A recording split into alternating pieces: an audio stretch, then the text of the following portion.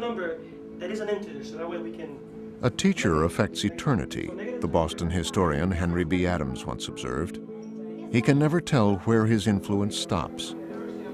Increasingly, though, educators are being asked to show exactly where their influence starts and stops. This is a tricky business at best. Education is a field of moving targets. Students and parents change. Teachers come and go. New technologies are embraced with great fanfare and either do or don't have an impact. The expectations for our schools change as governments, local, state, and federal, constantly place new demands on the educational system. What does our national report card look like? Only 70% of U.S. children graduate from high school. Fully half of all new teachers leave education within 5 years. In top education positions like superintendent, turnover inhibits sustained reform efforts. We spend billions and billions on public education annually, 450 billion in fact. But our students continue to lag behind their international peers in both reading and math skills. By most measures, we don't make the honor roll. Education is not for the faint-hearted, at least as a career, and that's because the challenges right now have never been greater. We as a society need to figure out the solutions to those challenges. Our livelihood as a nation is dependent upon that. What's the answer? Our faculty and our students work at the nexus of practice, policy, and research. We like to say that we bridge the gap between what we know and what we do. We don't want our findings to just be in journal articles. We want to make sure we bring that knowledge to practitioners and policymakers so that they can use it.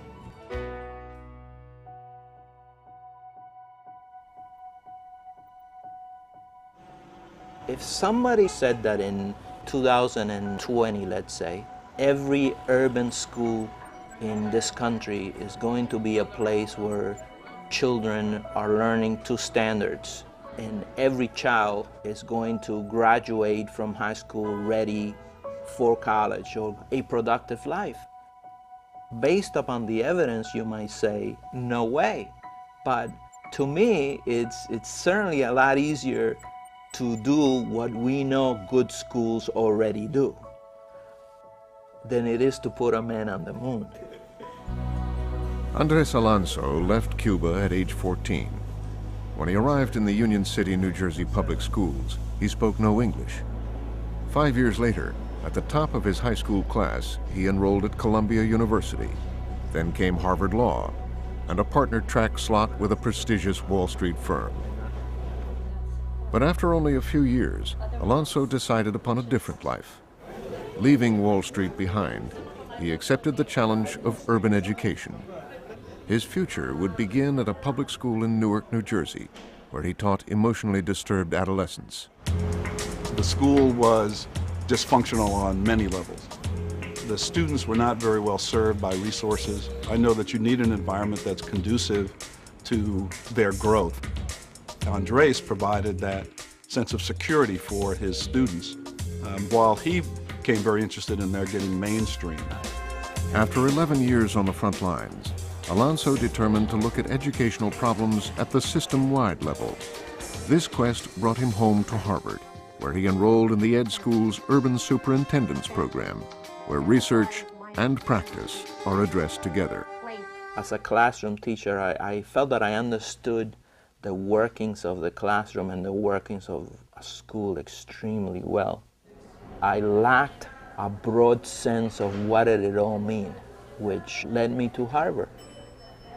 I went back to the source, I guess. I had immersed myself in thinking about systemic problems, the law a long time before. And now it became thinking about questions of how do we improve schools to scale. It's not enough to have 10 good schools or 50 good schools when you have a 1,000-school school system. One of the interesting things here in New York City is that we have so many different programs for so many different types of kids. The challenge becomes to create coherence and to make sure that there's a web that can catch every single child. Today, Alonso serves as the Deputy Chancellor for Teaching and Learning in the New York City public school system. It's an enormous challenge. 1,500 principals and superintendents, 83,000 teachers, and 1.1 million students. And what Andres' job is now is to find a way to make more schools successful. They don't have to be successful the same way, but the outcomes have to meet the standards of the New York City public schools in New York State, No Child Left Behind. In school reform, there are certain levers that are available. Every time we pull one of those levers, we lose energy in terms of the ability to pull others. So we need to pull the right levers, and we need to pull them in the right direction.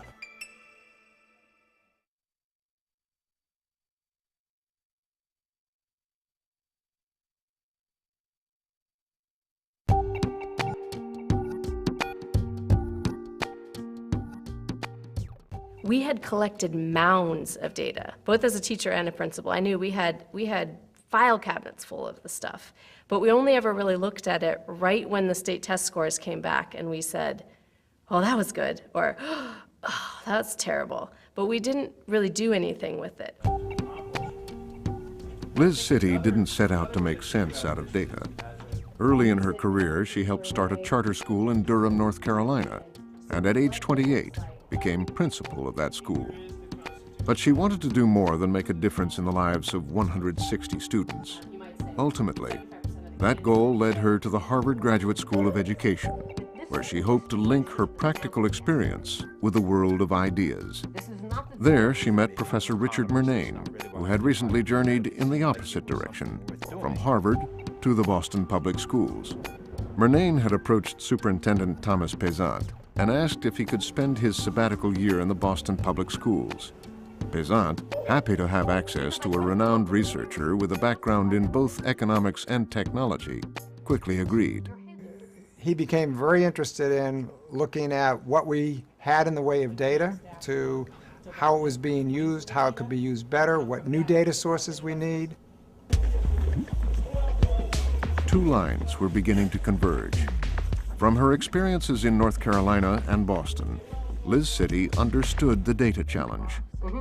So in her first year at the Ed School, City took Dick Murnane's new course in the use of data, a course based in part on his experiences in Boston. She became increasingly convinced that there was power in understanding and using data, but that understanding had to be built from the ground up. We started talking about we should try to get together a group who knows something about using data and see what we can learn from each other. The challenge, in short, was to become data wise.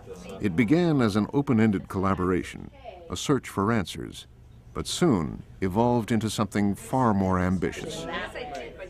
One thing that was very unique about the DataWise collaboration was that we truly had a mix of researchers and practitioners, with the doctoral students bridging both worlds because they came from practice but were learning to be researchers. What we tried to do is show people how do you move from these big state tests that give you a little bit of information about some of your students to a strategic whole school plan that makes teaching and learning better in every classroom.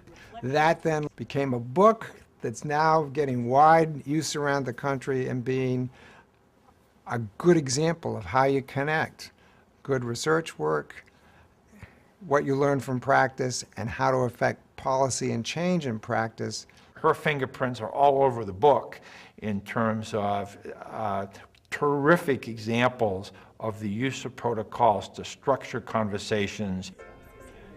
Walk into the office of a forward-looking principal or superintendent today, and you're very likely to see a distinctive-looking book with a bright blue cover. It's called DataWise, a step-by-step guide to using assessment results to improve teaching and learning. And if you look closer, you're likely to see that the book is already well worn. The way I know that it's useful for people is they tell me. So people will walk up to me at conferences, hold up DataWise and say, "We're doing DataWise, we love it."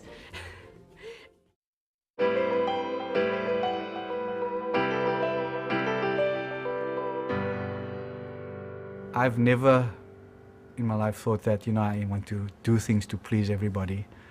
I want to do just worked to achieve what we could for our school. Al Whitten was principal at the Zerilda Park School in the township of Lavender Hill, one of the toughest neighborhoods in Cape Town, South Africa, with frightening levels of crime and violence. The Zerilda Park School was a special target of gang activity. Break-ins, vandalism, and arson were rampant. The situation at our school and a number of other township schools became so bad in Cape Town that it received national attention, because a number of young people had been killed. And it sparked a national debate as to what could be done to help the schools. The government was determined to put an end to the violence. The proposed solution? Send in the army to pacify the local population and put up electric fences around all the school buildings. We actually spoke out against this notion of turning our schools into prisons. You know, we shouldn't be pushing people out. We should be inviting the community in for a different number of activities. And in so doing, they would take ownership of the school. Whitten and his fellow principals launched a blizzard of activities, including after-school programs, partnerships with local clinics and sports clubs, and even employment opportunities.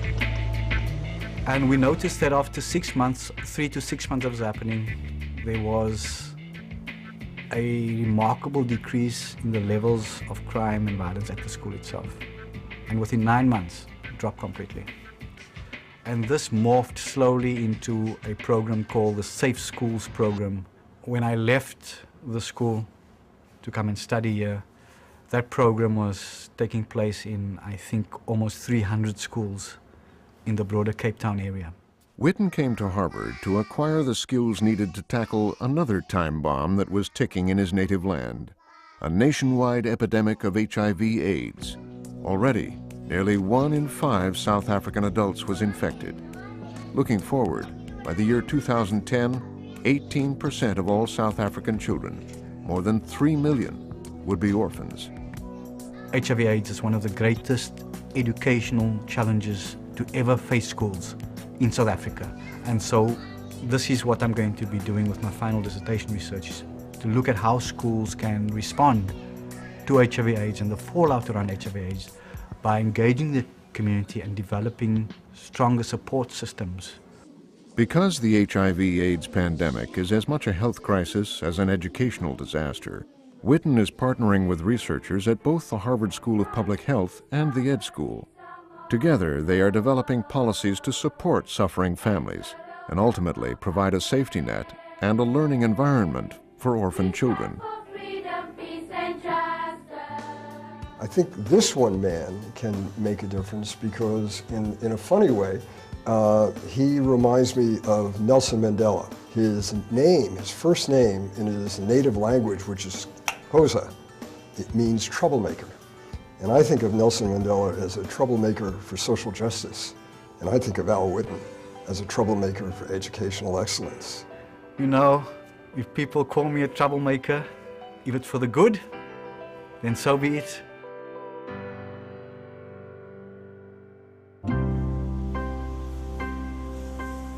What do these 3 stories tell us? They tell us that education is complicated, costly, and critically important. They tell us that there is room for hope, although the path is never easy. We think we educate a different kind of student here. They understand that no matter what they choose to do, whether it's to develop a curriculum, to lead an organization, whether or not it's to work in education policy, the way to make a difference is to change the opportunity for children to succeed in schools.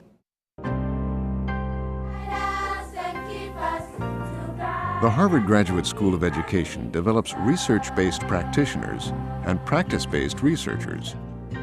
It makes connections and bridges gaps. This is the work of the Harvard Graduate School of Education. The Ed School teaches educational leaders how to work at the nexus of practice, policy, and research. In doing so, the Ed School changes the world.